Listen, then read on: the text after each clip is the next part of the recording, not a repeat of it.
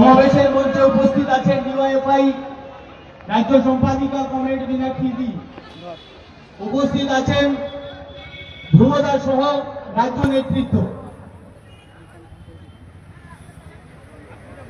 DYFI আজ থেকে আমাদের যে জেলার সম্মেলন শুরু হবে তার সম্মেলনের আগে আমাদের এই ছোট্ট করে একটা সমাবেশ, আর এই সমাবেশের পরেই আমাদের সম্মেলনের কাজ শুরু হবে। ডিওয়াইএফআই আমরা যে কথা বলতে চাইছিলাম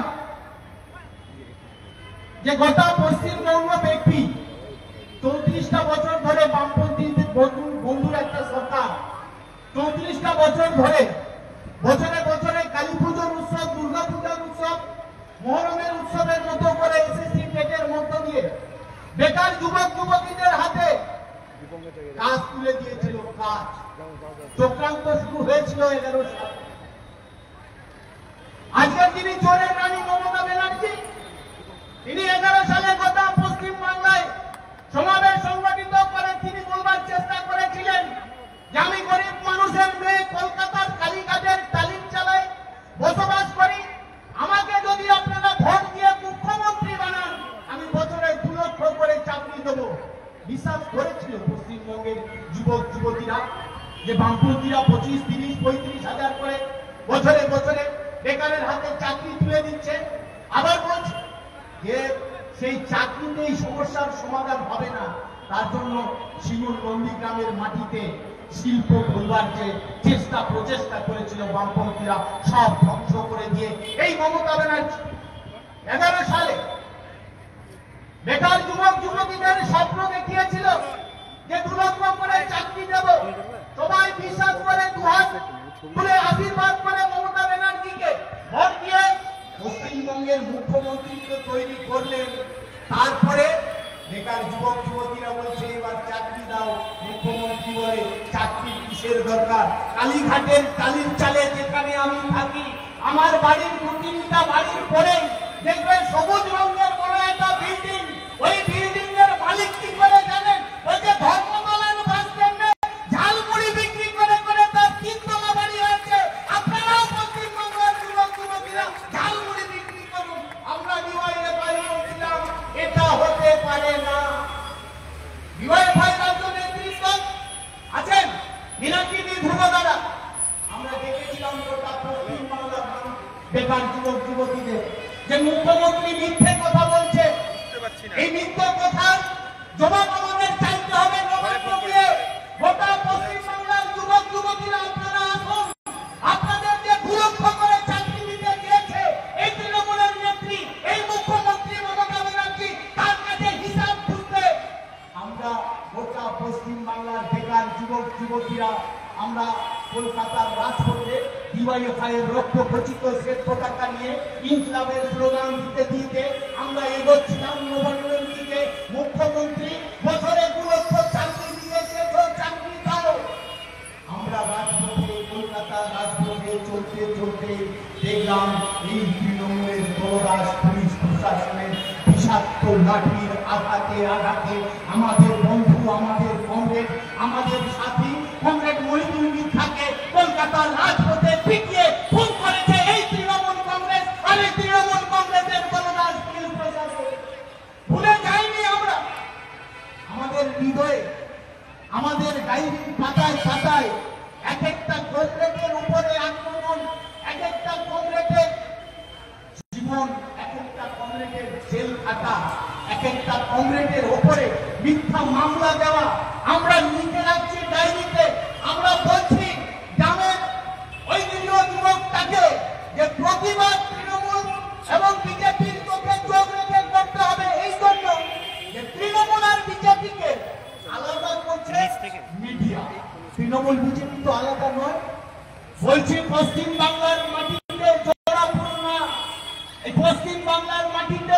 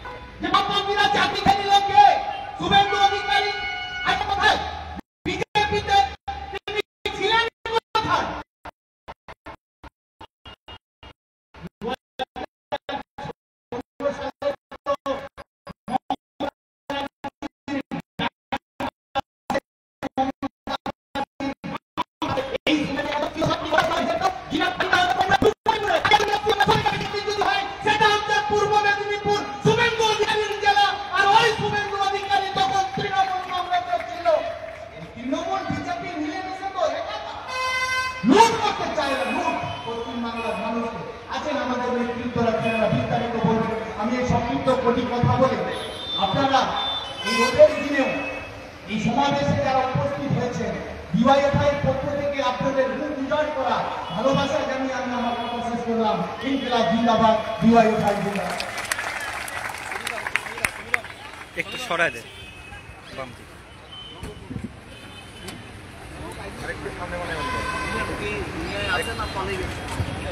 এখানে দাঁড়া করুন। ধন্যবাদ কমরেড জাহাঙ্গার হোসেনকে।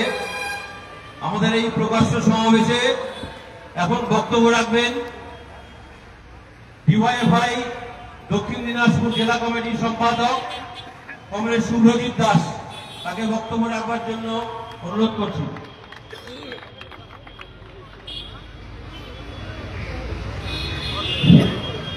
কমরেড সভাপতি, মঞ্চে উপবিষ্ট রাজ্য নেতৃত্ব, আজকের এই সমাবেশে জেলার বিভিন্ন প্রান্ত থেকে আমার সহযোদ্ধা, সহপাঠী, সহকর্মী সহ শ্রদ্ধেয় গুণীজনদের যারা উপস্থিত হয়েছেন তাদের আমি অভিনন্দন জানাচ্ছি, সেলাম জানাচ্ছি।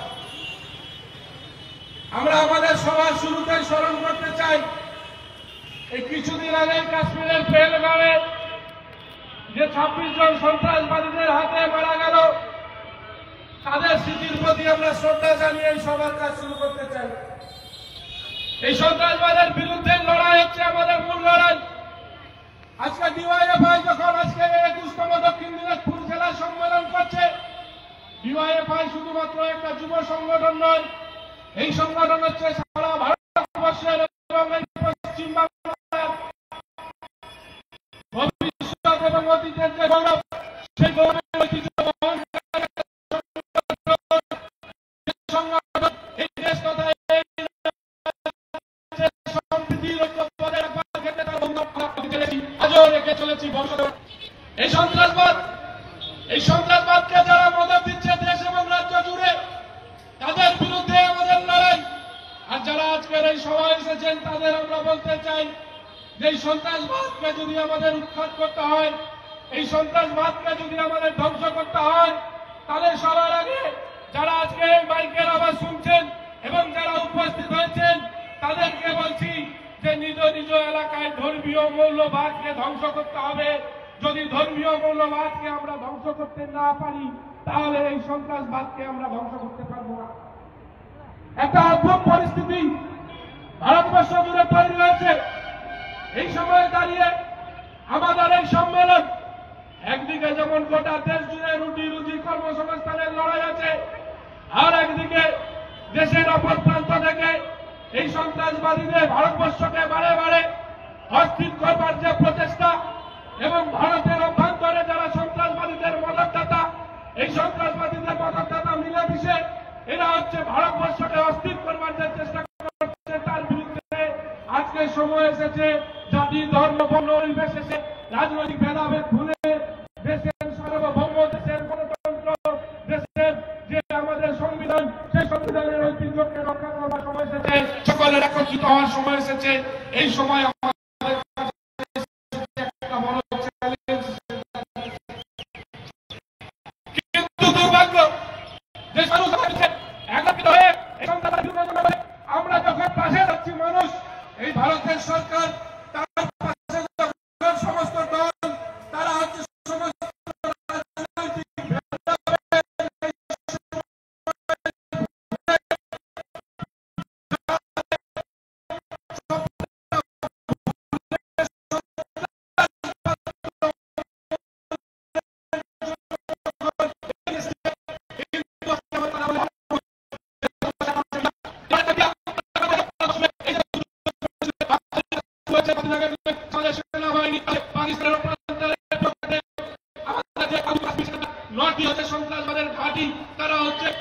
এই প্রসঙ্গে আমাদের বলবার আছে, এই প্রসঙ্গে বলবার আছে যে আমরা বামপন্থীরা বরাবর বলি যে সন্ত্রাসবাদের কোনো ধর্ম হয় না। আজকে যখন 6/9টা আপনার সন্ত্রাসবাদের ঘাঁটি যখন উড়িয়ে দিল, আপনারা লক্ষ্য করবেন সেই জায়গাতেও সেই একই কথা যে মোরা একই বৃত্তের দুটি কুসুম, হিন্দু মুসলমান, মুসলিম তার নয়নমণি, হিন্দু তার প্রাণ। সেখানে যখন সিং ছিল তো সেখানে কুরেশিও ছিল, সেখানে হিন্দু যখন ছিল সেখানে মুসলিম ছিল। সন্ত্রাসবাদের বিরুদ্ধে ভারতবর্ষের মানুষ একত্রিত ছিল, কিন্তু ভারতবর্ষের কতিপয় মিডিয়া তারা নিজেদের স্বার্থ চরিতার্থ করবার জন্য, অর্থ তারা লাভ করবার জন্য, নিজেদের চ্যানেলে টাকা কামাই করবার জন্য তারা কি করছে, সমস্ত সময় যাচ্ছে ভারতের বর্ষ জুড়ে তারা একটা ভুল খবর, ভুল তথ্য মানুষের সামনে পরিবেশন করছে। দুর্ভাগ্য যেটা হচ্ছে গণতন্ত্রের চতুর্থ স্তম্ভ, সেই গণতন্ত্রের চতুর্থ স্তম্ভের কাছ থেকে আমরা ভারতবাসী হিসেবে, আমরা ডিওএফআই কর্মী যুব সমাজের অংশ হিসেবে আমরা এটা আশা করি না। এই যুদ্ধ নিয়েও বিভিন্ন ভুল তথ্য কংগ্রেস বন্ধুগণ পরিবেশিত হচ্ছে। আপনারা দেখবেন এই কদিন আগে দেখিয়েছে যে করাচিতে হচ্ছে আপনার বিমানবন্দরে যে হামলা, সেটা একটু আপনাদেরকে আমি ভাবতে বলবো যে এইটা হচ্ছে সত্যতার খবর নয়।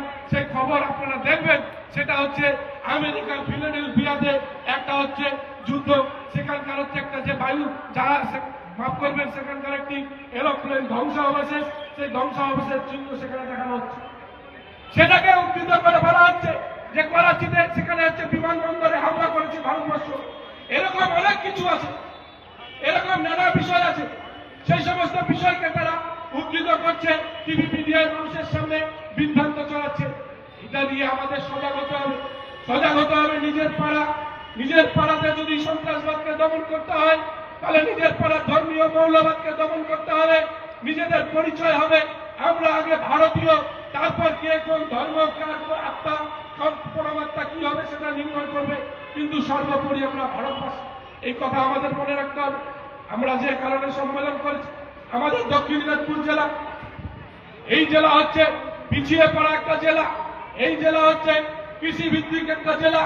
আমরা দেখেছি একটা সময় আমাদের বন্ধু সরকার যখন পশ্চিম বাংলার ক্ষমতায় ছিল, তাঁত শিল্প একটা বিখ্যাত তাঁত শিল্প ছিল, সেই তাঁত শিল্পের ব্যাপক উন্নয়ন ঘটানোর জন্য তাঁত সমবায় সমিতি থেকে শুরু করে নানা রকম ভাবে এই জেলার কি করে পরিকাঠামোগত ডেভেলপমেন্ট করা যায় নানা রকম কাজকর্ম করেছে। আমরা বলেছিলাম যে সব হাতে কাজ, সব পেটে ভাত যেমন দিতে হবে, আমরা তখন দাবি করেছিলাম শিক্ষাকে গ্রামীণ এলাকায় পৌঁছে দিতে হবে। সেই বন্ধু সরকার আমাদের কথা মেনে নিয়েছিল। ব্লকে ব্লকে ডিগ্রি কলেজ স্থাপন হয়েছিল এই গঙ্গারামপুরে কারিগরি শিক্ষা ডেভেলপমেন্টের জন্য। সেখানে চক্রধর মেহতাবকে দিয়ে আমাদের এই গঙ্গারামপুরে পলিটেকনিক কলেজ, সেই কলেজ স্থাপন হয়েছিল, সেই কলেজ আজকেও চলছে। কিন্তু দুর্ভাগ্য আজকে তৃণমূল কংগ্রেসের সরকার পশ্চিম বাংলায় 15টা বছর ধরে তারা আছে। আজকে তারা সব পেটে ভাত, সব হাতে কাজ দিতে চেয়েছিলেন, তারা বছরে 2 লক্ষ বেকার যুবকের কর্মসংস্থানের কথা বলেছিলেন, সর্বোপরি সংযোগ ছেড়েছিলেন পশ্চিম বাংলার তৃণমূল সরকার। আজকে তার প্রধানতায় কোথায় 2 লক্ষ বেকার যুবকের বছরে বছর চাকরি, কোথায় পশ্চিম বাংলায় সব বেকারের হাতে কাজ। আজকে গ্রামকে গ্রাম যুবক তারা হচ্ছে যুব শূন্য গ্রামে পরিণত হয়েছে। বাড়ির বৃদ্ধ পিতা মাতা সন্তান সন্ততিদের জীবনযাপন করাতে হবে, তাদের পেট ভরাতে হবে। তাই আজকে বাধ্য হয়ে ভিন রাজ্যে কাজ করতে যেতে হচ্ছে তাদেরকে, তাদের কাজ করতে যেতে হচ্ছে কেরালায়, কাজ করতে যেতে হচ্ছে দিল্লি, হরিয়ানা, গুজরাটের মতো রাজ্যে। সেখানে কাজ করতে গিয়ে তাদেরকে সেখানে নানা রকম হয়রানির শিকার হতে হচ্ছে। সেই সমস্ত হয়রানি হচ্ছে তারা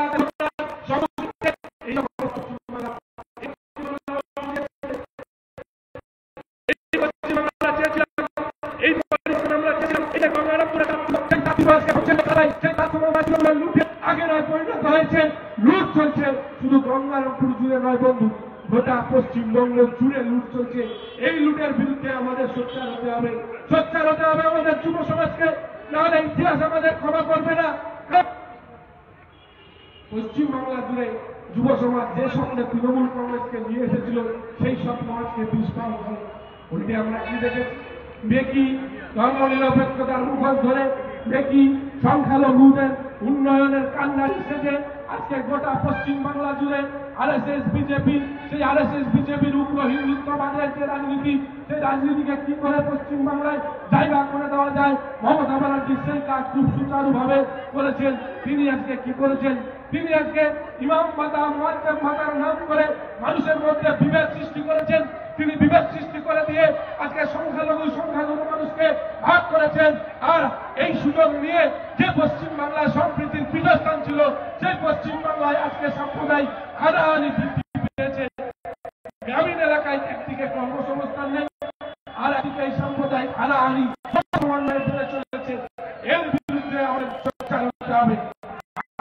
সোশ্যাল মিডিয়া যুব সমাজের কাছে আবেদন করব, সোশ্যাল মিডিয়ার সব খবর সত্য হয় না, মিডিয়ার সব খবর বর্তমান সময়ে সত্য হয় না। এই ভুল মিডিয়া তারা হচ্ছে কেন্দ্রের শাসক দল এবং রাজ্যের শাসক দলের কাছে তারা নিজেদের মেরুদণ্ড বিক্রি করে দিয়েছে, ভুল খবর তারা পরিবেশিত করছে। তাই আমাদেরকে সজাগ হতে হবে। সজাগ হয়ে অবশ্যই পশ্চিম বাংলার আকাশে যে আপনার দলীয় সেই দিকে কিভাবে কাটিয়ে নতুন সূর্য পশ্চিম বাংলায় তুলে আনা যায়, পশ্চিম বাংলার যুব সমাজের জন্য যে কর্মসংস্থানের তাদের হাত কি করে সক্ষম করা যায় তার ব্যবস্থা আমাদেরকে করতে হবে। এই কথা বলেই আমি আমার সমস্ত কথা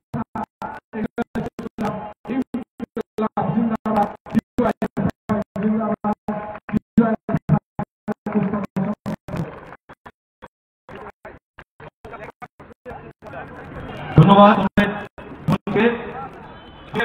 জেলার 21তম জেলা সম্মেলনকে সফল জানিয়ে এখন বক্তব্য রাখবেন রাজ্য কমিটির সভাপতি কমরেড শাহ।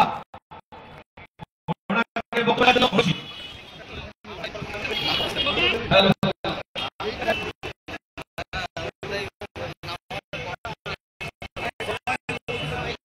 কংগ্রেস সভাপতি মঞ্চে উপস্থিত আছেন আমাদের রাজ্যের সম্পাদক কমরেড মীনাক্ষী মুখার্জি, উপস্থিত আছেন আমাদের রাজ্য সম্পাদক মন্ডল সদস্য কমরেড মাহাতো ও এই জেলা কমরেড সহ বিভিন্ন প্রান্ত থেকে আগত কমরেড সকলকে সংগঠনের পক্ষ থেকে রক্তিম অভিনন্দন এবং লাল সালাম জানিয়ে কি কয়েক কথা। আজকের সময়ে দাঁড়িয়ে আমাদের সমাবেশ গণতান্ত্রিক যুব ফেডারেশন ডিওয়াইএ 1968 সালে আত্মপ্রকাশ করেছিল। পরবর্তী সময়ে 80 সালে DYFI unit committee, local committee, জেলা কমিটি, রাজ্য কমিটি এবং কেন্দ্রীয় কমিটি বর্তমানে আজ দক্ষিণ দিনাজপুর জেলার সম্মেলন অনুষ্ঠিত হবে। এই সম্মেলনে আমরা বর্তমান সময়ের রাজনীতি, আমাদের কাজ, আগামী দিনের কাজ সম্পর্কে আমরা আলাপ আলোচনা করব। কিন্তু ঠিক তার আগেই এই সম্মেলনের প্রকাশ সমাবেশ, আর এই প্রকাশ সমাবেশে আমরা আমাদের কথা আপনাদের কাছে বলতে চাইছি যে 1968 সালে যখন ডিওয়াইএ তৈরি হয়েছিল গণতান্ত্রিক যুব ফেডারেশন, তারপর 1969 সালে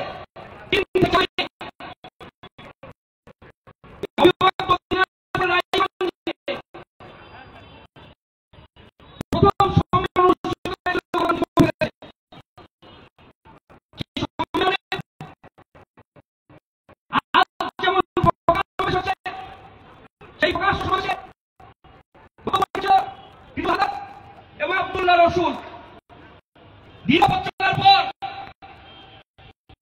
আজ আমরা দক্ষিণ দিনাজপুর জেলার 21তম সম্মেলনে মিলিত হব। এই সম্মেলনের প্রকাশ্য সমাবেশে আমরা দক্ষিণ দিনাজপুর জেলা যে লড়াইয়ের মাটি, সেখান থেকে আমরা প্রতিদিন শেখার চেষ্টা করি। এখানকার বিভাগ আন্দোলনের মাটি, এখানকার প্রতিদিনের কৃষক আন্দোলনের মাটি, সিপাহী বিদ্রোহের মাটি, প্রতিদিন ইতিহাস থেকে আমরা শিক্ষা নেওয়ার চেষ্টা করি। 1700 ফরাসি যুদ্ধে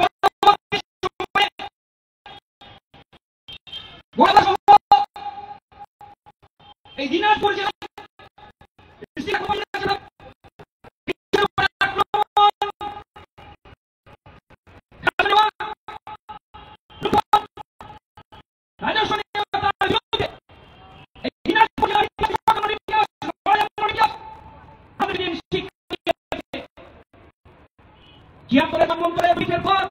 যে বিদ্রোহ এই দিনাজপুর জেলার প্রতিদিনের আন্দোলনকে মানুষের রুটি রুচি হকের দাবিতে লড়াইকে প্রাসঙ্গিক করে তুলেছিল। আজকের সময় দাঁড়িয়ে কথা বলছি, তার মূল কারণ আজকে যখন ভারতবর্ষের মাটিতে একদিকে রুটি, একদিকে জীবন জীবিকা, অন্য বস্ত্র বাসস্থান, মানুষের কাজ নেই, কর্মসংস্থান নেই, অন্যদিকে দাঁড়িয়ে তাদের সম্মান হারিয়ে ফেলে, অন্যদিকে দাঁড়িয়ে হিন্দু মুসলিমের মধ্যে ভাগ করে দেওয়ার একটা প্রচেষ্টা শুরু হয়েছে। অথচ সিপাহী বিদ্রোহের সময় যারা এই দেশের সিপাহীদের মধ্যে হিন্দু মুসলিমের মধ্যে ভাগ করতে চেয়েছিল, সে সময় তারা ভাগ করতে পারেনি। এই ফকিরদের যে আন্দোলন থেকে আমরা প্রতিদিন শিক্ষা নিয়েছি। আজকের সময়ে দাঁড়িয়ে আমাদের আজও শিক্ষা নিতে হবে। সেই লড়াই থেকে আমাদেরকে শিক্ষা গ্রহণ করা হয়েছে। 1905 সালে বঙ্গভঙ্গ বিরোধী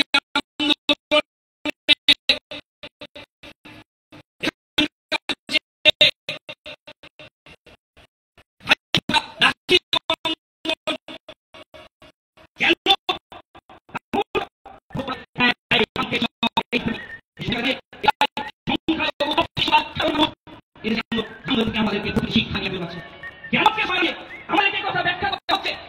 তার কারণ দিনাজপুর জেলা, এ বাংলা আজকে ভালো নেই। যে বাংলায় একটা সময় সাধারণ মানুষ কাজ পেত, একটা সময় তাঁত শিল্পে মানুষ উপার্জন করতে,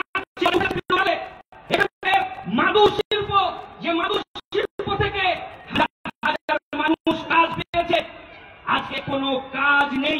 মাদুর শিল্প এখানকার উঠে যাচ্ছে তাঁত শিল্প। এখানকার নদীতে রাইখয়া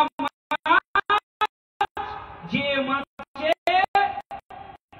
ধরে আমাদের সাধারণ মানুষ নদীর আর নদীকে নষ্ট করে দিয়েছে, যার ফলে আজকে নদীতে আর মাছ পাওয়া যাচ্ছে না। শুধু তাই নয়, দিদিমণিরা তো অনেক বড় বড় কথা বলেছিলেন, রেল ওয়াগন কারখানা করবেন। কোথায় গেল কারখানা? আজকে এখানকার এই জেলায় দক্ষিণ দিনাজপুর জেলার মেডিকেল কলেজ কই? সুপার ফেসিলিটিতে হসপিটাল করেছেন, ডাক্তারবাবুরা আছে। এখানকার স্বাস্থ্য কেন্দ্রে কি একটা কলকাতায় আমার প্রসূতি মায়ের জন্য রক্তের কি ব্যবস্থা, বাবার জন্য পর্যাপ্ত নাকি ওষুধের ব্যবস্থা করছে না? শুধু নীল সাদা রং করে দিলে এই হসপিটালগুলোর চিকিৎসা হবে? আপনারা বলবেন না? আজকে চ্যালেঞ্জ নেবার সময় এসেছে। কি হবে এই জেলার বেকারদের ভবিষ্যৎ? কি হবে এই জেলার স্বাস্থ্য? কি হবে কৃষি ব্যবস্থা? পশ্চিম বাংলায় বামপন্থী ফোন সরকার আসার পরে কেন আমূল ভূমি সংস্কারের মাধ্যমে গরিব খেটে খাওয়া মেহনতি মানুষের জন্য একদিকে বর্গাদার পাট্টাদারের মাধ্যমে জমি বিলি বন্টন করেছিল। এক ফসলি জমিকে দু ফসলি জমিকে 3 ফসলি করলো। কারণ গ্রামীণ অর্থনীতি উন্নতি করতে হবে। গ্রামীণ অর্থনীতি যখন উন্নতি হবে, গ্রামের ছোট ছোট বাজার কি হবে, আর গ্রামের ছোট ছোট যখন বাজার তৈরি হবে তখন শহরে বড় বাজার তৈরি হবে। আর সেই শহরের বড় বাজারকে পরিচালনা করার জন্য বড় বড় কারখানা তৈরি হবে। আর সেই বড় বড় কারখানায় বাংলার বেকার যুবকরা কাজ পাবে। তাই তো একটার পর একটা শিল্প আর একদিকে কৃষি উন্নয়ন করার জন্য বুদ্ধদেব ভট্টাচার্য, জ্যোতি বসুরা বামফ্রন্ট সরকারের উদ্যোগে শুরু করলো। তৃণমূলের নেতারা বড় বড় ডায়লগ মারেন। এখানে 2টো পৌরসভা চালাচ্ছেন, পৌরসভায় হাজার হাজার কোটি টাকা দুর্নীতি করছেন। তৃণমূলের এমএলএ থেকে এমপি, বিজেপি এমএলএ থেকে এমপি দুর্নীতির সঙ্গে যুক্ত হচ্ছেন। কি হবে এই দিনাজপুরের বেকারদের ভবিষ্যৎ? কেন পশ্চিম বাংলায় আজকের পরিস্থিতিতে দাঁড়িয়ে কৃষক ফসলের দাম পাবে না? দিদিমণি কেন বলতে পারছেন না? রিমোটে তো অনেক বীজের উপরে নীল সাদা রং করে উদ্বোধন করছেন। দিদিমণির এই পোষা বাঁদরদেরকে একবার জিজ্ঞাসা করবেন না? এত বেকারদের কথা বলছেন, একটা নতুন করে সেফটি পিনের কারখানাও দিদিমণি উদ্বোধন করতে পারলেন না, এদেরকে জিজ্ঞাসা করবেন না? এই বাংলার মাটিতে একটার পর একটা শিল্প হয়েছে। বক্রেশ্বর তাপবিদ্যুৎ কেন্দ্র হয়েছে, হলদিয়া পেট্রোকেমিক্যাল হয়েছে, সাগরদিঘিতে তাপবিদ্যুৎ কেন্দ্র হয়েছে, মণিগ্রামে তাপবিদ্যুৎ কেন্দ্র হয়েছে, ফারাক্কায় তাপবিদ্যুৎ কেন্দ্র হয়েছে, ইস্পাত কারখানা হয়েছে, সেক্টর 5 তৈরি হয়েছে। দিদিমণি আসার পরে আর সেক্টর 6 তৈরি করতে পারলেন না, বরঞ্চ বাংলার বেকার যুবকদের হাতে মালুই ধরিয়ে দিলেন, দিয়ে বললেন তোমরা ভিক্ষে করো, আর বাংলার ছেলেরা পিঠে একটা ব্যাগ নিয়ে পরিযায়ী শ্রমিক হিসাবে অন্য রাজ্যে কাজ করতে যাবে। আজ কাজ করতে গিয়ে আমার বাংলার ছেলেদেরকে মেরে পিঠের চামড়াকে গুটিয়ে বাড়ি পাঠিয়ে দেবে, কাজ পাবে না। এই পরিযায়ী শ্রমিকদের তালিকা আছে দিদিমণির কাছে। এদের জীবনের নিরাপত্তা কি হবে? এদের পরিবারের নিরাপত্তা কি হবে? পশ্চিম বাংলায় একদিকে শিল্প, অন্যদিকে দাঁড়িয়ে কৃষি ব্যবস্থার উন্নতি, বর্গাদার পাট্টাদারের জমি দেওয়া, নতুন নতুন স্কুল কলেজ তৈরি করা। মূল উদ্দেশ্য কি ছিল? গ্রামীণ অর্থনীতিকে উন্নতি করতে হবে। কারণ একটা সময় এই বাংলায় মহাজনী সুদের কারবার ছিল। জোরদার জমিদারের কাছে গিয়ে আমার কৃষক, আমার ক্ষেত মজুর, আমার মহিলারা টাকা ধার নিত, চড়া সুদে তার জমি বাড়ি বিক্রি হয়ে যেত। বামফ্রন্ট সরকার আসার পরে বলল না, গ্রামের মানুষের উপর পয়সা দিতে হবে, তাই কৃষি ব্যবস্থার উন্নতি করো। বামফ্রন্ট সরকার যত চলতে লাগলো, কৃষিতে উন্নতি ঘটলো, শিল্পে উন্নতি ঘটলো, শিক্ষায় উন্নতি ঘটলো, মহাজনী সুদের কারবার বন্ধ হয়ে গেল। দিদিমণি আসার 13 বছরের মধ্যেই দেখবেন সোমবারের দিন, না হয় মঙ্গলবারের দিন, না তো বুধবারের দিন আমার মাদেরকে হাতে একটা খাতা নিয়ে কাউকে বন্ধনের কিস্তি দেবার জন্য বা কাউকে আসার কিস্তি দেবার জন্য লাইনে দাঁড়াতে হচ্ছে। কেন? কারণ গ্রামীণ অর্থনীতি ভেঙে পড়েছে, কৃষক ফসলের দাম পাচ্ছে না, শিল্প নেই, কলকারখানা নেই, পরিযায়ী শ্রমিক বাড়ছে। আর আমার মারা, আমার বোনরা সংসার চালানোর জন্য, কেউ মেয়ের বিয়ে দেওয়ার জন্য, কেউ বৃদ্ধ বাবার ওষুধ কেনার জন্য। কারণ দিদিমণি আর ভারতবর্ষের মোদি এরা ভোটের সময় কোটি কোটি ইলেকট্রিক বন্ডের টাকা নিয়েছে, ওষুধের দাম বাড়িয়ে দিয়েছে। যে ওষুধের দাম ছিল 20 টাকা, সে ওষুধের দাম আজকে 100 টাকা, 200 টাকা, 300 টাকা। তারপরে আবার ভাইপো নতুন নতুন জাল মদের কারখানার মতন সেলাইনের কারখানা খোলার লাইসেন্সের ব্যবস্থা করে দিয়েছেন, যার ফলে লাইসেন্সে বিনা জলে সেলাইন তৈরি হচ্ছে, সেলাইনে ছত্রাক। আর আমার মারা সেলাইন নিতে গিয়ে এই জলপাইগুড়িতে মারা গেলেন, মেদিনীপুর জেলায় মারা গেলেন।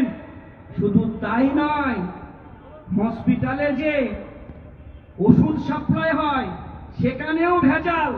শুধু সেখানেই থেমে নাই, আমার মাদেরকে, প্রসূতি মাদেরকে, বাচ্চা ছেলেদেরকে যে টিকা দেওয়া হয় সেখানেও দিদিমণি ভেজাল ঢুকিয়ে দিয়েছেন। মানে গোটা দলটা যেমন ভেজালে ভর্তি তৃণমূল কংগ্রেস আর বিজেপি, তেমনি ওষুধগুলো থেকে সমস্ত কিছুকে ভেজালে পরিণত করে দিয়েছেন। তাই ভেজাল সরকারকে উপড়ে ফেলতে হবে, আর জনগণের সরকার তৈরি করার জন্য গোটা বাংলার মানুষকে ঐক্যবদ্ধ হতে হবে। এই সময় কেন আমার মাদেরকে হাতে একটা খাতা নিয়ে বন্ধন ব্যাংকের কিস্তিতে যেতে হচ্ছে?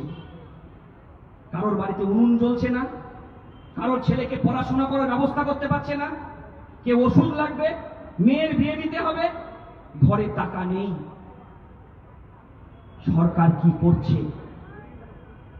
যখন এই বন্ধন ব্যাংকের টাকা আমার মারা দিতে পারছে না, তখন কি বলছে? বলছে এক কাজ করো, তুমি কে টাকা শোধ করতে হবে না, তুমি তোমার ছেলের বা তোমার স্বামী একটা ডেথ সার্টিফিকেট এনে দাও, তোমার বন্ধন ব্যাংকের বা আশার এই টাকাটা মকুব হবে। আমরা বলছি, আমরা ডেথ সার্টিফিকেট দেবার জন্য বাংলায় জন্মগ্রহণ করিনি, সরকারের ডেথ সার্টিফিকেট দেবার জন্য গ্রামে গ্রামে দুর্গ তৈরি করুন, আর গ্রামে গ্রামে সাধারণ মানুষের ঐক্যকে মজবুত করার জন্য আরো তৈরি হবে। পশ্চিম বাংলায় নতুন করে আবার অন্য কায়দায় মহাজনী সুদের কারবার নিয়ে এলেন দিদিমণি, আবার গ্রামের অর্থনীতি ভেঙে পড়ল। কেন আজকের সময়ে দাঁড়িয়ে বাংলার ছাত্ররা পড়াশোনা থেকে পিছিয়ে আসছে? কেন ড্রপ আউটের সংখ্যা বাড়ছে? কেন স্কুল কলেজ যাচ্ছে না? কেন স্কুল কলেজ বন্ধ হচ্ছে? বামফ্রন্ট সরকারের সময় প্রতি বছর নিয়ম করে এসএসসি টেট পরীক্ষা হতো, প্রাইমারি স্কুল হাই স্কুলে নিয়োগ হতো, রিক্সা চালক, ভ্যান চালক, টোটো চালকের ছেলেরা সিপিএম, কংগ্রেস, বিজেপি, তৃণমূল সব পরিবারের ছেলেরা কাজ পেত। এখন দিদিমণি আসার পরে বলছেন দুর্গা পুজো, কালী পুজো নাকি যে প্রতি বছর এসএসসি টেট পরীক্ষা চালু করতে হবে? 26,000 ছেলে চাকরি চলে গেল, 22 লক্ষ ছেলে পেলের ভবিষ্যৎ কোথায় গেল? কি হবে? প্রতিদিন নিত্য প্রয়োজনীয় জিনিসের দাম আকাশ ছোঁয়া। আমার মাকে কড়াইয়ে তেল ঢালার সময় 100 বার চিন্তা করতে হচ্ছে। আমার মায়ের আঁচলে আজকে আগুন ধরিয়ে দিয়েছে তৃণমূল সরকার। কি খাবেন আপনি? বামফ্রন্ট সরকারের সময় 50 টাকা কেজি তেল পেতেন সরষা, এখন 200 টাকা কেজি, 180 টাকা কেজি তেল কিনতে হচ্ছে। 100 টাকা কেজি মসুরির ডাল, 300 টাকা কেজি জিরে, 30 টাকা 40 টাকা কেজি আলু, কোন কোন সময় পেঁয়াজের দাম আবার 80 টাকা কেজি, 40 টাকা কেজি, চালের দাম 40 টাকা 50 টাকা কেজি। অথচ কৃষক যখন ধান বিক্রি করতে যাচ্ছে তখন 800 টাকাতেও সরকার ধান কিনতে পারছে না। আবার কেরালার সরকার 3600 টাকা কুইন্টালে ধান কিনছে। পশ্চিম বাংলায় তৃণমূল সরকার কেন আমার গরিব কৃষকের ধান কিনতে পারছেন না? খোঁজ নেবেন না? আজকে খোঁজ নেবার সময় এসেছে। গোটা বাংলার মাটিতে যারা ভাগ করতে চাইছে, কোথাও হিন্দুর সঙ্গে মুসলিমের ভাগ করতে চাইছে, কোথাও শিডিউল কাস্টের সঙ্গে শিডিউল ট্রাইবের ভাগ করতে চাইছে, কোথাও রংপুরের রাজবংশীর সঙ্গে এদেশের রাজবংশীর ভাগ করতে চাইছে। আমরা বলছি ভাগ নয়, আমাদের ভাত চাই পেটে, আর পেটের ভাতের দাবিতে প্রতিদিন লড়াই। আর এই কাজের অধিকারকে প্রতিষ্ঠিত করার লড়াইয়ে প্রতিদিন আমাদেরকে লড়তে হচ্ছে। আসুন এই লড়াইয়ের মাধ্যমে এক জায়গায় লড়ি, গ্রামে গ্রামে সাধারণ মানুষের ঐক্য তৈরি করি। কারণ পশ্চিম বাংলায় বামপন্থা ছাড়া বিকল্প কোনো রাস্তা নেই। পশ্চিম বাংলায় বামপন্থীদেরকে ক্ষমতায় নিয়ে আসুন। পশ্চিম বাংলায় বামপন্থীদের হাতে ক্ষমতা এলে বেকার ওষুধের দাম কমবে, গ্যাসের দাম কমবে, বিদ্যুতের দাম কমবে, নিত্য প্রয়োজনীয় জিনিসের দাম কমবে। প্রতি বছর এসএসসি টেট পরীক্ষা হবে, বাংলার বেকাররা কাজ পাবে। পশ্চিম বাংলায় বামপন্থীরা এলে শিল্প আসবে, কলকারখানা আসবে, মা বোনেরা, কৃষকরা, ক্ষেত মজুররা তারা নিজের অধিকার পাবে। অধিকার বুঝে দেবার লড়াইয়ে প্রতিদিন রাস্তায় থাকতে হবে। আমরা এই ডিওয়াইএফআই এর সমাবেশ থেকে আপনাদের কাছে আহ্বান জানাতে চাই যে বিরাট যুদ্ধে লড়েছি, এই যুদ্ধে আমাদের যেন হাঁটু না কাঁপে, মাজায় গামছা বেঁধে বুথের সামনে দাঁড়ান। 2026-এর বিধানসভা নির্বাচন, যে নির্বাচনের সাধারণ মানুষের অধিকারকে প্রতিষ্ঠিত করে লড়াইয়ে প্রতিদিন প্রতিটা বুথ এলাকায় দুর্গ তৈরি করুন, যে দুর্গে তৃণমূল আর বিজেপিকে হারানোর জন্য সাধারণ মানুষের ঐক্যকে মজবুত করতে হবে। আর মজবুত করতে গিয়ে ওরা যদি ঢিল ছড়ে, আপনি রসগোল্লা ছুড়বেন না, পাটকেল দেবার জন্য বুথে বুথে তৈরি হন। সকলকে অভিনন্দন, লাল সালাম জানিয়ে আমি আমার কথা শেষ করছি। ইনকিলাব জিন্দাবাদ, ডিওয়াইএফআই জিন্দাবাদ। ধন্যবাদ কমরেড ধ্রুবজ্যোতি সাহাকে।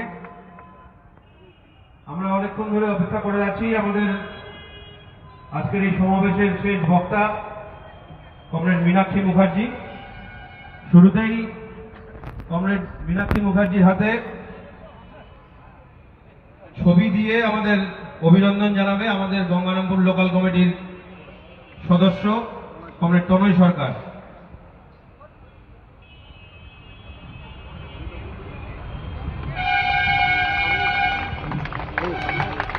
তনয় সরকারের নিজের হাতে আঁকা ছবি। সামনে দিকে সরো।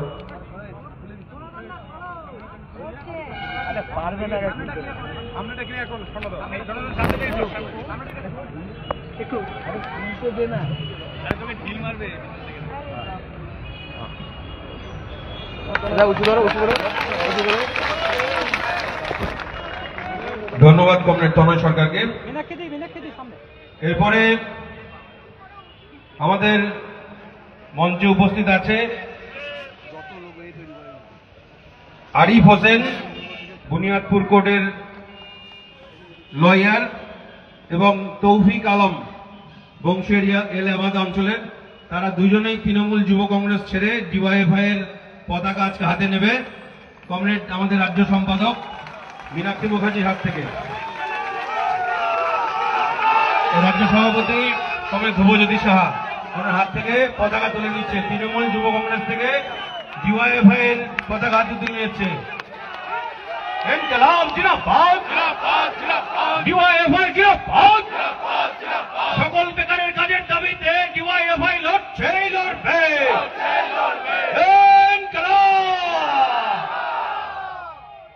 এখন আমাদের এই 21তম জেলা সম্মেলনের প্রকাশ্য সমাবেশে বক্তব্য রাখবেন আমাদের সকলের প্রিয় যুবনেত্রী, ডিওয়াইএফআই পশ্চিমবঙ্গ রাজ্য কমিটির সম্পাদক কমরেড মীনাক্ষী মুখার্জি।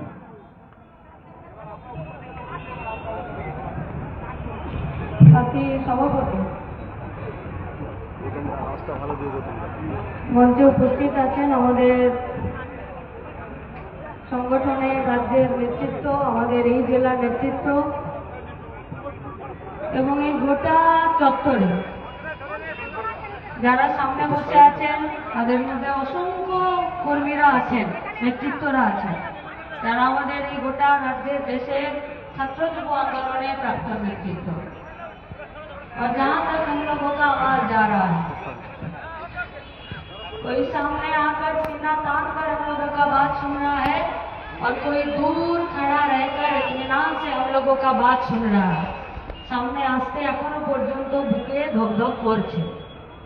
এই আজকে দুজন এসে মঞ্চে ডিওয়াইএফআই ঝান্ডা ধরেছে। আমরা কথা দিচ্ছি, লড়াইয়ে থাকুন। আগামী দিনে দূর থেকে ভাষণ শুনতে হবে না, কাছে এসেই ভাষণ শুনবে। যে দুজন আমাদের সাথী আজকে এই ঝান্ডাটা ধরেছে, তাদের সঙ্গে অসংখ্য ছাত্র যুবরা আছে যারা আজকে সমাবেশে এসছেন, যারা সংগঠনের ভেতরে আছেন, এখনো অব্দি অনেকে ভেতরে নেই, বাইরে দাঁড়িয়ে আছেন। আমরা এই সবার জন্য বলছি, আমাদের ঝান্ডাটা না সস্তা না, খুব দামি ঝান্ডা। এটা একবার হাতে ধরা মানে দায় এবং দায়িত্ব দুটোই নিজের কাঁধে নেওয়া। আর ডিওয়াইএফআই এর ঝান্ডা যখন হাতে ধরেছি, তখন মজদুরের মতন শেষ দিন অবধি এই ঝান্ডা কাঁধে আর হাতে ধরে রাখতে হবে, সেই সাহস আর সেই জেদটা নিজেদের মধ্যে রাখতে হবে।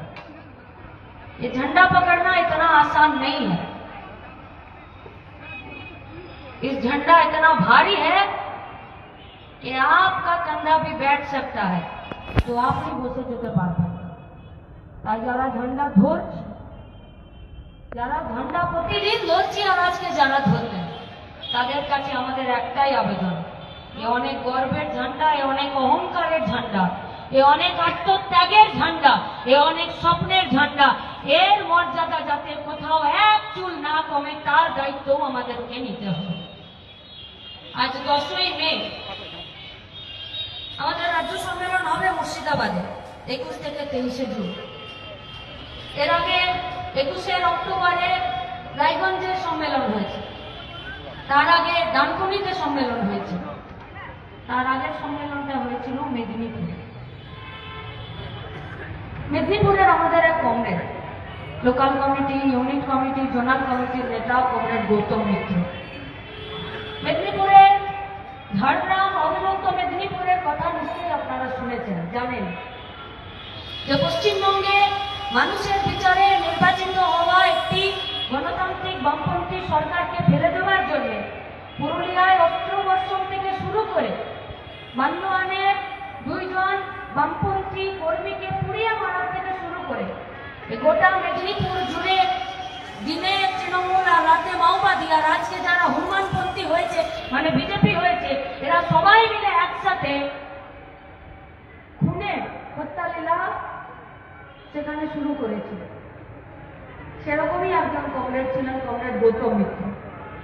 এই যেমন আজকে আমি টুকাই মানে সুব্রজিৎ দাস এই জেলার সেক্রেটারি, কমরেড সুনীল মাহাতো আমাদের পুরুলিয়া জেলার নেতা, ধ্রুব আমরা যেমন রাজ্যের সেক্রেটারিয়েট মেম্বার, কমরেড গৌতম মিত্র আমাদের রাজ্যের সম্পাদক মন্ডলীর সদস্য। বাড়ির সামনে এরকমই মে মাসে আপাত মস্তক তৃণমূল পিটিয়েছিল, হসপিটালে ভর্তি করা হলো। হসপিটাল বললো যে একে বাঁচানো মুশকিল আছে, একে কলকাতা নিয়ে যাও, এসএসকেএমে ভর্তি করা হলো। বাড়িতে স্ত্রী সন্তান। এই আজকের দিনে 10ই মে কমরেড গৌতম মিত্র মারা গেলেন, মারে তৃণমূলে। কেউ ধরা পড়েছে না, কেউ শাস্তি পেয়েছে না। কেন পেল না? कोई किसी को पीट कर खून कर देगा, कातिल कर देगा, लेकिन किसी को सजा नहीं मिलेगा ना, पावे ना सजा। কেন পাবে না? আজই করেও তো পায়নি কেউ সাজা। পেয়েছে? পেয়েছে? গোটা দক্ষিণ দিনাজপুর জুড়ে সারের কালোবাজারি চলেছে, হ্যাঁ কি না? কেউ সাজা পেয়েছে? वीडियो को दिखाई नहीं देता? एक हिंदी फिल्म है, उसका नाम है वो 7 दिन, শুনেছেন? একটু যারা আমাদের বাপ কাকাদের বয়সী আছে তারা জানতে পারে। वो 7 दिन অনিল কাপুর का फिल्म था। এখন আমরা ও 7 दिन বলছি, এখানে যারা আমাদের বাপ কাকাদের বয়সী আছে তারা অনিল কাপুরের ফিল্ম বলছে। আর আমরা যদি বলছি যে ও 7 दिन, তো শুভেন্দু বলছে আমি কি একা টাকা খেয়েছি নাকি? ও 7 দিনের সঙ্গে শুভেন্দু টাকা খাওয়ার কি সম্পর্ক কেউ বুঝতে পারছে না। কিন্তু যখন 26,000-এর চাকরি চলে যায় তখন সবাই বলছে এটা তো 2-2 4। এইখানেই শুভেন্দু 7 दिन হোটেল ভাড়া নিয়ে টাকা তুলে নিয়ে আর ব্যাগে পুরে নিয়ে গেছিল চাকরি বিক্রি করার। সাজা হুয়া কিসি কো? কিসি কো না। কেন হয় না? সরকার যখন অত্যাচারীদেরকে, খুনিদেরকে, ধর্ষকদেরকে, লম্পটদেরকে, চোরদেরকে, দুর্নীতিগ্রস্তদেরকে, দাঙ্গাবাজদেরকে শাস্তি দিতে চায় না, তখন তারা শাস্তি পায় না। নইলে তো এত পুলিশ আছে, দিল্লির বর্ডারে তো এমনি ফেন্সি বিল পাস হয়ে যায়, হয় না? পুলিশ বলছে গান্ধীজি তোকে দেখিয়ে বাকি ফেন্সি বিল দেখতে পাবো। আচ্ছা, হিলির বর্ডারে আর কি কি পাস হয় না বলুন তো? ওভারলোডেড গাড়ি, ড্রাগস, গাঁজা। পুলিশ বলছে ও কথা মুখে আনতে নেই, কেন না দিদি মানা করে দিয়েছে। বললো তাহলে বলো কালীর ঘাটে 25, আমাদের কাছে 75 থাকলে সব মিটে। আমরা কোথায় যাব? আমরা बेकार छात्र युवरा। हाँ, 21वां सम्मेलन का खुला अधिवेशन है। আমরা আমাদের মঞ্চ থেকে কমরেড দিনাজ মজুমদার, কমরেড বুদ্ধদেব ভট্টাচার্যের এই সংগঠনের যে সংগঠনের ভিত স্থাপন করেছিলেন ভগৎ সিংরা, সেই সংগঠনকে আগামী দিনে এগিয়ে নিয়ে যেতে চাইছি সমাজতন্ত্র প্রতিষ্ঠা করার লক্ষ্যে। সমাজতন্ত্র মানে সবাইকে খেটে খেতে হবে, কেউ লুটে নিজের ভুঁড়ি বাড়াতে পারবে না, এর নাম হলো সমাজতন্ত্র। এর বাইরে আর কাউকে সমাজতন্ত্র বলে না। এইটাই তো চাইছি, এর বাইরে তো কিছু চাই না।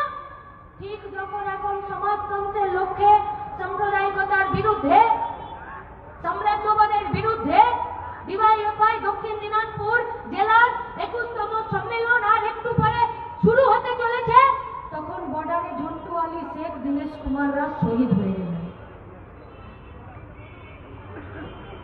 এই ভারতবর্ষের কাশ্মীরের পেহেলগামে 26 জন সন্ত্রাসবাদীদের হাতে নিজেদের প্রাণ দিয়ে আজকে প্রমাণ করলেন যে গোটা ভারত এক আছে, এখানে ধর্ম, জাতি, রাজনীতি আলাদা কথা বলবে না।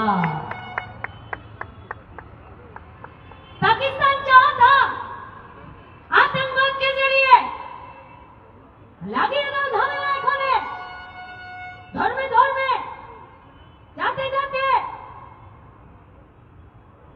কিন্তু 26 জন নিজেদের প্রাণ দিয়ে আর সেনারা বর্ডারে আতঙ্কবাদকে শেষ করার জন্য, সন্ত্রাসবাদকে শেষ করার জন্য যে লড়াইটা লড়ছে, তাতে আমাদের ভারতের ভেতরেও কিছু মানুষের মন খারাপ হয়ে গেছিল, কারণ তারাও কেউ কেউ আছেন যারা পাকিস্তান আর সন্ত্রাসবাদীদের মতন এই ভারতবর্ষের মাটিতে ধর্মের নামে হানাহানি করতে চাইছে।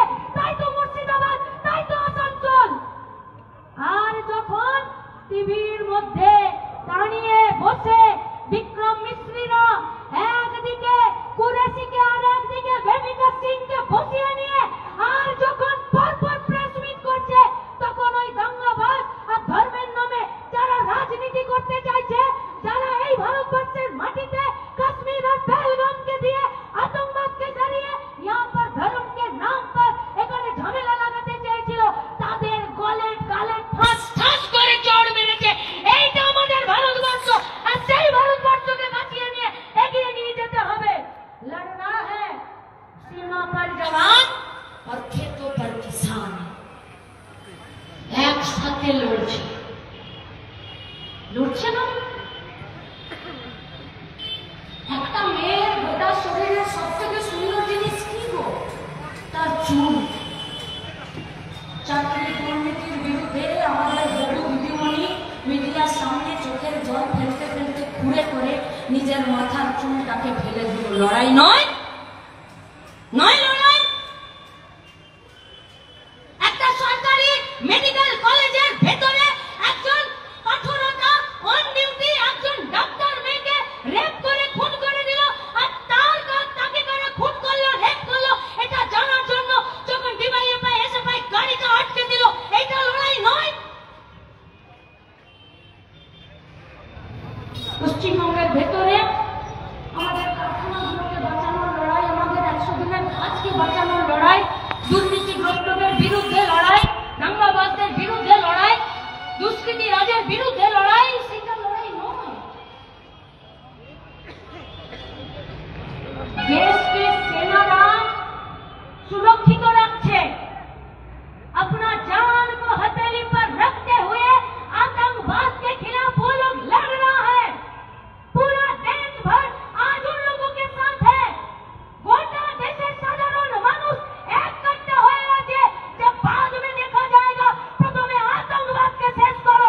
আতঙ্কবাদ যদি জারি থাকে তাহলে রুটি রুজির লড়াই কি করে হবে? এটাই তো লড়াই। আর ভারতবর্ষ সুরক্ষিত তখনই থাকবে যখন ভেতরের অভ্যন্তরীণ সুরক্ষার উন্নতি হবে।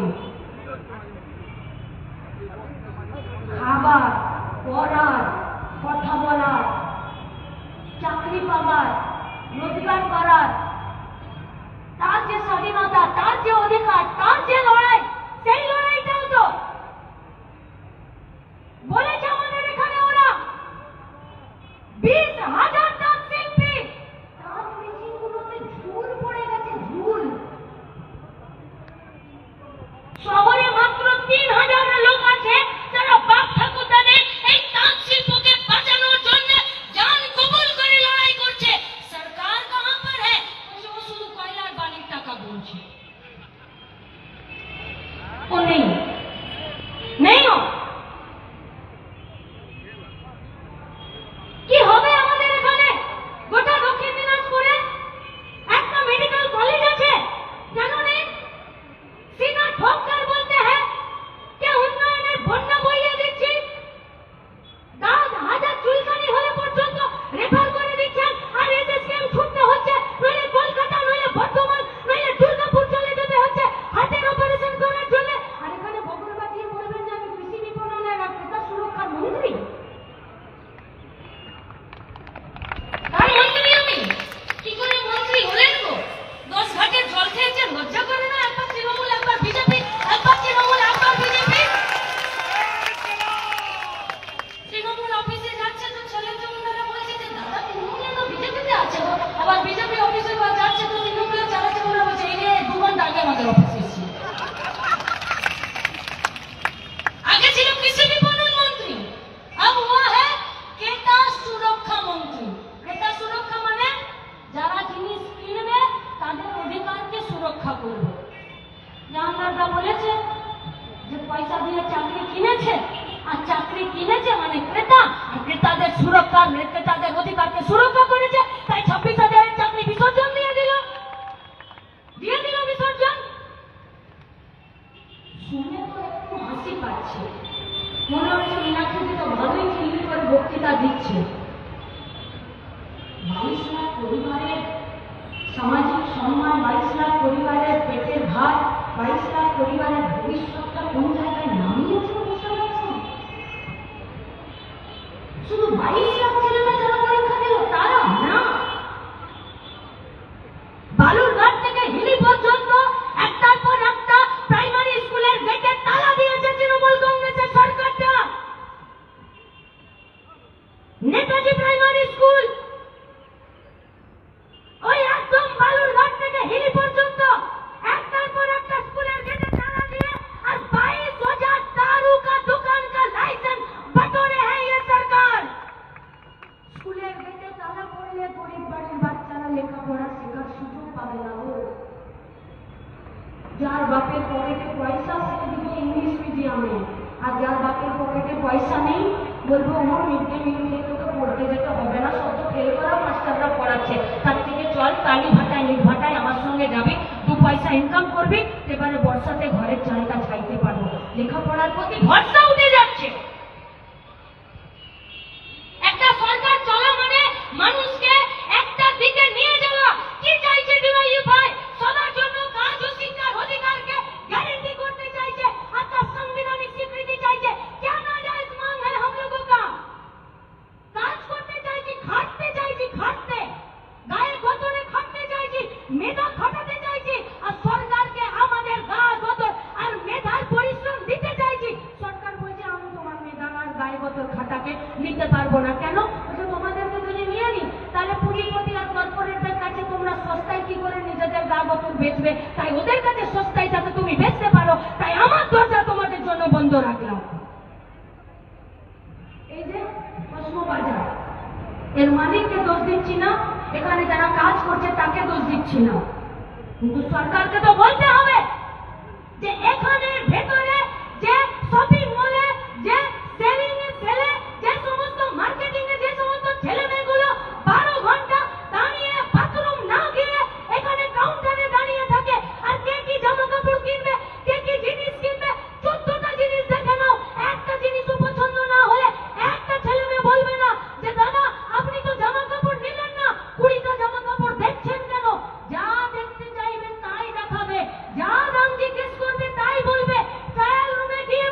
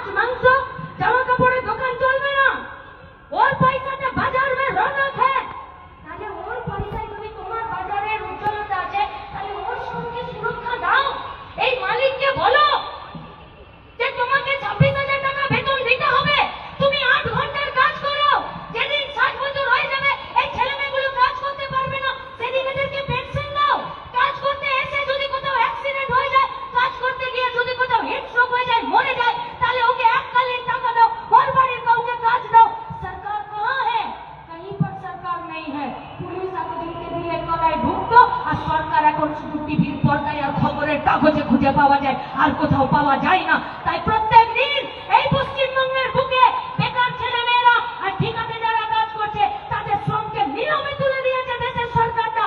আর আমরা যারা ঘর সংসার চালাতে চাই, বিয়ে করতে চাই, প্রেম করতে চাই, বাপ মাকে দেখতে চাই, নিজের একটা পরিবার, একটা তার ভবিষ্যৎ নির্ধারণ করতে চাই, আমি বাধ্য হয় 8,000, 9,000, 10,000 এই বাজারে কাজ করতে, নইলে পিঠে ব্যাগ নিয়ে অন্য রাজ্যে চলে যেতে, নইলে হিলির বর্ডারে দাঁড়িয়ে ফেন্সিডিল পাচার করতে। আমাদের দোষ আছে? আমাদের দোষ নেই তো, নেই আমাদের দোষ। গোটা পশ্চিমবঙ্গের এত বড় একটা বেকারদের বাহিনী, যাকে দেশ, রাষ্ট্র, রাজ্য, দেশ গঠন করার জন্য, রাজ্য গঠন করার জন্য কাজে লাগাতে পারত, তাদেরকে হেলায় প্রতিদিন আস্তে আস্তে শেষ করে দিচ্ছে। বলতে হবে না বিরুদ্ধে কথা, বলতে হবে না আমাদের গতরকে সুরক্ষিত দেওয়ার জন্য আইন করো, আমাদেরকে সঠিক বেতন দেওয়ার জন্য আইন করো, কালকে আমি কাজ না করতে পারলে আমাকে পেনশন দেওয়ার জন্য আইন করো। তাই তো লড়াই চলেছে দেশ স্বাধীন হবার আগে থেকে। তাই তো এতগুলো শ্রমিকদের শ্রমকে সুরক্ষিত করার জন্য, মিনিমাম ওয়েজ, ন্যূনতম বেতনের জন্য, পেনশনের জন্য, ছুটির জন্য, 8 ঘন্টা কাজের জন্য, তার জন্য তো আইন। দিল্লি का सरकार आया, मोदी और अमित शाह एक साथ बगल बाजिए बोललो যে কোনো আইন থাকবে না, 4টা শ্রমকোড বিল হয়ে যাবে। কি হবে শ্রমকোড বিলে? তুমি বেতন পাবে না, তোমাকে 12 ঘন্টার কাজ করতে হবে, তোমার পেনশন থাকবে না, তুমি বাঁচো আর মরো, তোমার কাছে আমার কোনো দায়িত্ব নেই। আর যদি কোনো কারখানায়, কোনো কাজের জায়গায় যদি 300 জনের কম শ্রমিক হয়, তাহলে এই গেটে ঝাঁপ বন্ধ করে মালিক চলে যাবে, তাদের দায়িত্ব কাউকে নিতে হবে না। করবো না তার বিরোধিতা? আমরা করবো না? बोलो ना सरकार के जवाब नहीं मांगेंगे पॉलिटिकल पार्टियों से कि साधारण মানুষের ভোটে জিতে গেছো গো, যে গাড়ি কাটে বসো তার পেট্রোলটা আমার পকেটের টাকায় আসে, যে বেতনটা নিয়ে বাড়ি যাও তার টাকাটা আমার পয়সা থেকে আসে, যে অফিসটাতে বসে খসখস করে কলম দিয়ে আরেকটা কাগজের উপরে নিজের নামটা সই করো, সেই অফিসের লাইট, ফ্যান, এসি, কলমের কালি, কাগজের পাতা সব আমার পয়সা থেকে আসে। তাহলে তুমি আমার জন্য কেন কথা বলবে না? কেন বলবে না কথা? इसीलिए वामपंथियों को विधानसभा के अंदर, पार्लियामेंट के अंदर और यहाँ पर दक्षिण दिनाजपुरेर माटीते गंगारामपुर থেকে শুরু করে গোটা জেলার पंचायत থেকে पौरसभा থেকে ताई लाल झंडा के दरकार क्यों? अरे लाल झंडा रहेगा तो किसी माय का लाल का हिम्मत नहीं होगा যে কোনো শ্রমিককে 8 ঘন্টা পরিবর্তে 12 ঘন্টা কাজ করিয়ে দেবে। लाल झंडे का सरकार पश्चिम बंगाल में किसी माय का लाल का हिम्मत नहीं हुआ আমাদের মা বোনেদের দিকে চোখ তুলে তাকানোর। তাই এরা লাল ঝান্ডাকে ভয় পায় আর আমরা বামপন্থীদের পক্ষে কাজ করি। বুদ্ধদেব ভট্টাচার্য, দীনেশ মজুমদার, ভগৎ সিংরা আমাদেরকে শিখিয়েছে পিঠ দেখিয়ে পালাবে না, লড়ে যাবে সামনে। হ্যাঁ আমরা জানি অনেক ছাত্র যুবরা আছে যারা এখনো পর্যন্ত ভুল বুঝে কেউ তৃণমূলের ছাতার তলায়, কেউ বিজেপির ছাতার তলায় বসে আছো। ভাই তোমাদের কাছে আমাদের একটাই প্রশ্ন, নিজের বুকে হাত দিয়ে বলো তো, তৃণমূল আর বিজেপির যে ঝান্ডাগুলো টাঙাও সেগুলো দেশ বিক্রি আর রাজ্যে চাকরি বিক্রির টাকা থেকে আসে না তো? আসে না তো? যে নেতার পিছনে ঘুরছো সেই নেতার নামে স্লোগান দিতে পারবে তো? যেই নেতাটা চোর নয় বা চুরির সাথে থাকেনি? আর কেন এত দাবড়া দাবড়ি করছো বাবা? পুলিশের ছাতার তলায় বেরোনোর তো 2 মিনিটের দম নেই। দম থাকলে পুলিশকে বাদ দিয়ে রাস্তায় নেমে দেখাও না তোমরা। পঞ্চায়েতের ভোট থেকে শুরু করে লোকসভার ভোট আর এলাকার সাধারণ মানুষের লড়াইয়ের মুখে পিঠখানা পুই মাচা না বানিয়ে দিয়েছে পাবলিক, মেরে তো গ্যারেন্টি দিচ্ছি কেউ বাঁচাতে পারবে না তোমাদের।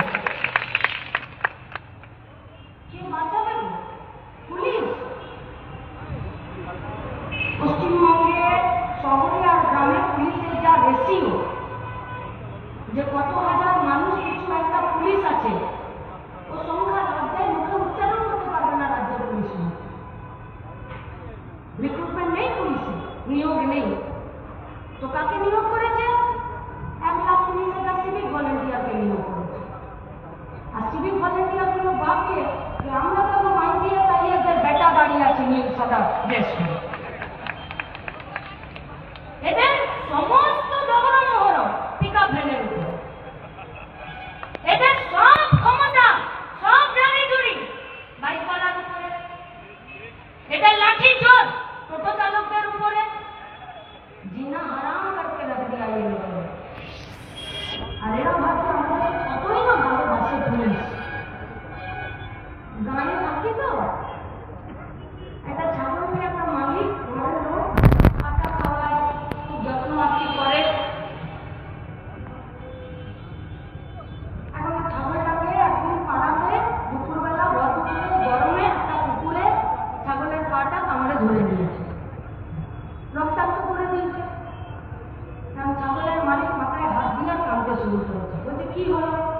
বলছে ও কুকুরে দিল আমার ছাগলের পাটাকে কামড়ে। তো বলছে তো কাঁদছো কেন? এখন একটা ডাক্তার বেরিয়ে গেছে, ভেটেরিনারি, একটু কামড়েছে, সেবা শুশ্রূষা করো, ঠিক হয়ে গেল। বলছে না গো, কুকুরে পায়ে কামড়ে দেওয়া মানে ভূত করে দেওয়া। আমি তোকে বলির জন্য পাতা আর খাবার খাওয়াচ্ছিলাম, এর ভূত হয়ে গেল মানে আমাকে বলি করা যাবে না। তাই সিভিকদেরকে বলছি, পুলিশ যত তোমাকে পাতা আর ঘুষের টাকা খাওয়াচ্ছে, তোমাকে বাঁচানোর জন্য আর প্রেম করে নয়, তোমাকে বলি দেওয়ার জন্য খাওয়াচ্ছে। আনিসকে যখন খুন করেছিল তখন সবার প্রথম তোমাকে বলি দিয়েছিল, আর আরজি করে তোমার দিদিমণি তোমার ফাঁসি চেয়ে সুপ্রিম কোর্ট চলে গেছে। কেন লাফাচ্ছ? তোমাদের কোনো অধিকার নেই রাস্তায় দাঁড়িয়ে গাড়ির পেপার চেক করা। যাও উকিলদের সঙ্গে কথা বলো, তোমাদের উকিলদের সেল আছে। মানুষ যেদিন জাগরুক হয়ে যাবে না, তোমাদের মন্ত্রী আছে ক্রেতা সুরক্ষা দপ্তরের, ও যদি দুদিন একটা ক্যাম্প করে দেয় না যে রাস্তায় দাঁড়িয়ে তোমাদের পেপার চেক করার অধিকার নেই, তোমাদের ফাঁকি বর্দীদের আছে পেপার চেক করার, সেদিন কিন্তু তোমাদের রাস্তায় দাঁড়ানো বন্ধ করে দেবে পাবলিক। তোমাদের হাতে লাঠি নিয়ে দাঁড়ানোর কোনো অধিকার নেই। কোথাও কোনো BDO office, SP office, DM office অভিযান হবে, তোমাদের মাথায় হেলমেট পরে নিয়ে ল এন্ড অর্ডার কন্ট্রোল করার কোনো অধিকার নেই। আরে তোমাদের চাকরির পরীক্ষার কোনো গ্যারেন্টি নেই। কোন গ্রুপটি আমাকে বলুন তো, এই তারিখে নোটিফিকেশন বেরিয়েছিল আর সিভিক ভলেন্টিয়াররা এই চাকরির পরীক্ষা প্রশ্নপত্রের উত্তর দিয়ে আর এদিন রেজাল্ট বেরিয়েছিল, তারপরে ভাইবা হয়েছিল, তারপরে এতদিনের জন্য রিক্রুটমেন্ট করেছিল। বলুন গঙ্গারামপুরের মানুষ, সিভিক ভলেন্টিয়ার, পুলিশ আর এখানকার ডিএম একবার বলে দিক যে আমরা এই তারিখে সিভিকের পরীক্ষা নিয়েছি আর এতগুলো সিভিককে নিয়োগ করেছি আর এই সিভিকের জন্য এই পড়া করতে হয়। আমি সিভিক হব, আমি পরীক্ষা দেবো, আমি পড়াশোনা করবো। 4 বছরের অগ্নিবীর করে দিচ্ছ, তার থেকে তো সিভিকটা ভালো, যত তো পক্ষে টোটো দান করিয়ে 2 পয়সা রোজগার করতে পারে। ছেলে খেলা করছে, ছেলে খেলা। बेकार युवक युवतीদের জীবন যন্ত্রণা নিয়ে ছেলে খেলা করছে। एक के बाद एक कारखाना बंद कर रहा है देश भर का सरकार, बीजेपी परिचालित, चाहे वो मोदी हो, चाहे अटल बिहारी वाजपेयी हो, चाहे वो अमित शाह हो। एक भी कारखाना खोलने का उन लोगों का कोई भी दिलचस्पी नहीं है, कोई भी दिलचस्पी नहीं है। 100 দিনের কাজকে বাঁচানোর জন্য তাদের কোনো ভূমিকা নেই, রেশনিং সিস্টেমকে বাঁচানোর জন্য কোনো ভূমিকা নেই। উল্টে ভূমিকা আছে রেলকে বেঁচে দেওয়ার জন্য, বিএসএনএল কে বেঁচে দেওয়ার জন্য, এলআইসি কে বেঁচে দেওয়ার জন্য, আমাদের এই ন্যাশনাল হাইওয়ে, রেলের ট্র্যাক, এই সব কিছুকে বেঁচে দেওয়ার জন্য। কোথায় যাবে এই পশ্চিমবঙ্গের বেকার ছেলেমেয়েরা, এই ভারতবর্ষের বেকার ছেলেমেয়েরা? সেনাতে রিক্রুটমেন্ট নেই, 4 বছরের অগ্নিবীরে রিক্রুটমেন্ট করেছে, 4 বছর পরে রিটায়ারমেন্ট দিয়ে দেবে। গোটা দেশ জুড়ে আন্দোলন হয়েছিল, কোনো ভূমিকা আছে? নেই। পশ্চিমবঙ্গে দুর্নীতি হয়েছে, বিকল্প অর্থনীতি। দুর্নীতি যদি করতে চাও 2 পয়সা ইনকাম হবে, সৎ পথে থাকো, তোমার পেট ভরার পর্যন্ত জোগান হবে না। এত জিনিসপত্রের দাম। পূর্ববর্তী বক্তারা বলেছে, আমরা সে কথা বলতে চাইছি না। লড়াই চলছে, সেই লড়াইয়ে গোটা দেশ রাজ্য জুড়ে জুন মাসে রাজ্য সম্মেলন, তার জন্য জেলা সম্মেলন গড়ে চলছে। কি চাই আমরা? সমাজতন্ত্র চাই। কি চাই আমরা? আমরা এমন একটা দক্ষিণ দিনাজপুর, আমরা এমন একটা দেশ চাই, আমরা এমন একটা পশ্চিমবঙ্গ রাজ্য চাই যে রাজ্যটাতে দুবেলা পেট পুরে খাবার অধিকার থাকবে, আমাদের গায়ে গতরে খাটার জায়গা থাকবে। আমরা এমন একটা পশ্চিমবঙ্গ চাই যেখানে হাওড়া শিয়ালদাতে আমাদের বাড়ির, আমাদের রাজ্যের, আমাদের জেলার ছেলেমেয়েরা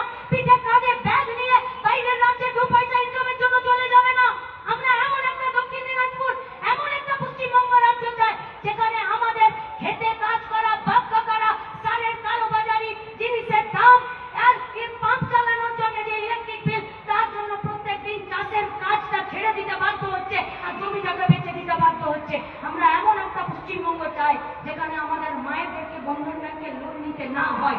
আমরা এমন একটা পশ্চিমবঙ্গ চাই যাতে পশ্চিমবঙ্গের বেকার যুবতীরা নিজেদের পায়ে দাঁড়াতে পারে। আমরা এমন একটা পশ্চিমবঙ্গ চাই যে পশ্চিমবঙ্গে আমরা মেয়েরা মাথা উঁচু করে নিজেদের নিরাপত্তা, সম্প্রীতি আর কাজের ঐক্য আর স্থায়িত্ব নিয়ে আমরা বেঁচে থাকতে পারি। আমরা পারি। তাই দক্ষিণ দিনাজপুরের কাছে আমাদের অনেক আশা।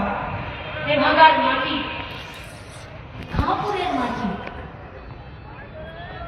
অহল্যা মায়ের মাটি, এই মাটির বামপন্থী প্রগতিশীল মানুষেরা কখনো এই চোর ছেচর দাঙ্গাবাজদের আক্রমণে হুমকিতে মাথা নোয়াতে পারে না। আমাদের রক্তে খাপুরের রক্ত আছে, আমাদের রক্তে অহল্যা মায়ের রক্ত আছে, আমাদের রক্তে তেভাগা আন্দোলনের রক্ত আছে, আমাদের রক্তে ভগৎ সিংয়ের রক্ত আছে। আর সেই রক্তেরই আমাদেরকে কসম খেতে হবে, বাঁচাতে হবে দক্ষিণ দিনাজপুরকে, বাঁচাতে হবে আমাদের পশ্চিমবঙ্গকে, আমাদের দেশকে।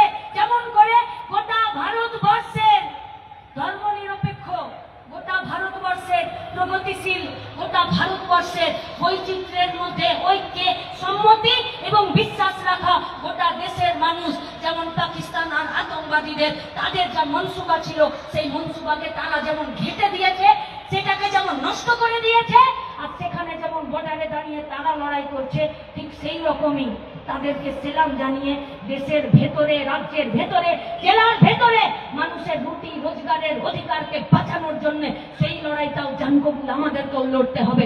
সেই লড়াইয়ে প্রত্যেককে সামিল হবার আহ্বান জানিয়ে আমি আমার কথা শেষ করছি। ইনকালাব জিন্দাবাদ, ডিওয়াইএফআই জিন্দাবাদ। অসংখ্য ধন্যবাদ কমরেড মীনাক্ষী মুখার্জিকে। আপনারা এই সমাবেশ থেকে ফিরে যাবেন এই প্রত্যয় নিয়ে, এই ভরসা নিয়ে। আপনারা বুথে বুথে যাবেন, বুথে বুথে গিয়ে আপনারা নজর রাখবেন যে স্কুলের, প্রাইমারি স্কুলের যে মিড ডে মিল সঠিকভাবে দেওয়া হচ্ছে কিনা, আপনাদের যে বুথে স্বাস্থ্য কেন্দ্র রয়েছে সেখানে সঠিকভাবে ওষুধ বিতরণ হচ্ছে কিনা, সেইখানে যে কাজ হয়, রাস্তাঘাট হতে পারে, আলোকবাতি হতে পারে, যে কোনো যে কাজ হতে পারে, সেই কাজ সঠিক মান হচ্ছে কিনা সেইটা আপনারা লক্ষ্য রাখবেন। বুথে বুথে ব্যারিকেড তৈরি করবেন।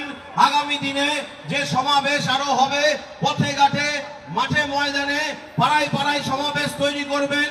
এই প্রত্যয় নিয়ে আপনারা আজকে ফিরে যাবেন এই ভরসা রেখে। আজকের আমাদের ডিওয়াইএফআই দক্ষিণ দিনাজপুর জেলা কমিটির 21তম সম্মেলনকে সামনে রেখে যে সমাবেশ, সেই সমাবেশের কাজ শেষ করা হলো। ইনকলাব জিন্দাবাদ, ডিওয়াইএফআই জিন্দাবাদ। ইনকলাব